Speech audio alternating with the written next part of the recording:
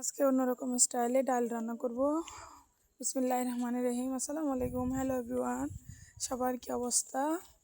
আশা করি ভালো আছেন। আলহামদুলিল্লাহ আমিও আছি ভালো।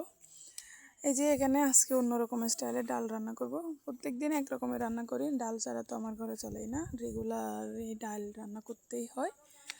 আজকে একটু ভিন্নভাবে রান্না করতেছি। এখানে টমেটো, পেঁয়াজ কুচি, কাঁচামরিচ, তেজপাতা, দারচিনি সব কিছু দিয়ে, হলুদের গুঁড়া, ধনের গুঁড়া, একটু সরিষার তেল দিয়ে এটাকে আমি ভালোভাবে মাখিয়ে নিব। ভালোভাবে মাখিয়ে তারপরে হালকা এখানে একটু পানি দিব। পানি দিয়ে এটা আমি বসা দিব আর কি। দেখেন এটাকে আমি ভালোভাবে আমার মাখানো হয়ে গেছে।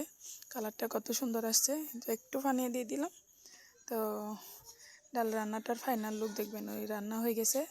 তেল মারলাম এখানে। তেল মারার পরে দেখেন মাশাল্লাহ ডাল রান্নাটা এত মজা হয়েছে কি বলবো।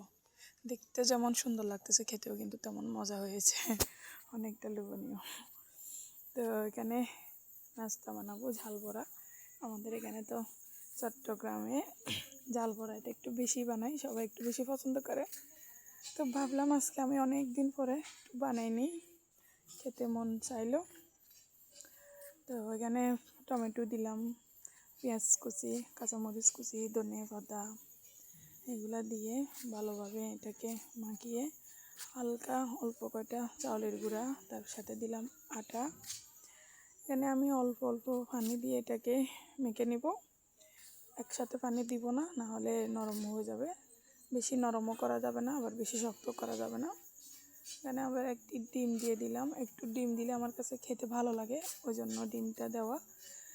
অন্য কেউ না দিলেও সমস্যা নাই, স্কিপ করতে পারবে এটা। তবে আমার কাছে ভালো লাগে এই জন্য দিলাম আর কি। ডিমটা দিয়ে আমি আর একটু ভালোভাবে এটাকে মেখে নিব। তারপরে এখানে আমি তেমন কোনো মশলা ইউজ করি না, জাস্ট একটা ম্যাগি মশলা ইউজ করলাম। এখন ম্যাগি মশলাটা দিয়ে আর একটু ভালোভাবে এটাকে আমি মাখিয়ে নিব। এটা ভালোভাবে মাখিয়ে একটু রেস্টে রেখে দিব, তারপর আমি এটাকে বানাবো। তো এখানে কড়াই উঠে দিলাম। কড়াইতে তেল দিয়ে তেলটা গরম হয়ে গেছে দেখেন। আমি আবার এখানে একটু একটু ছোট্ট চামচের সাহায্যে অল্প অল্প করে দিয়ে দিচ্ছি, কারণ এটা ফুলে একটু বড় হয়ে যাবে, এজন্য অল্প একটু করে দিচ্ছি।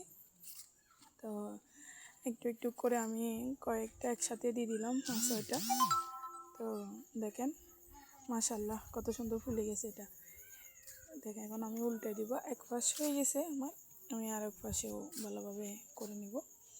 তো আমার ভিডিও যদি আপনাদের ভালো লাগে অবশ্যই লাইক কমেন্ট শেয়ার করবেন। পুরো ভিডিওটা দেখে সুন্দর করে একটা গঠনমূলক কমেন্ট করবেন।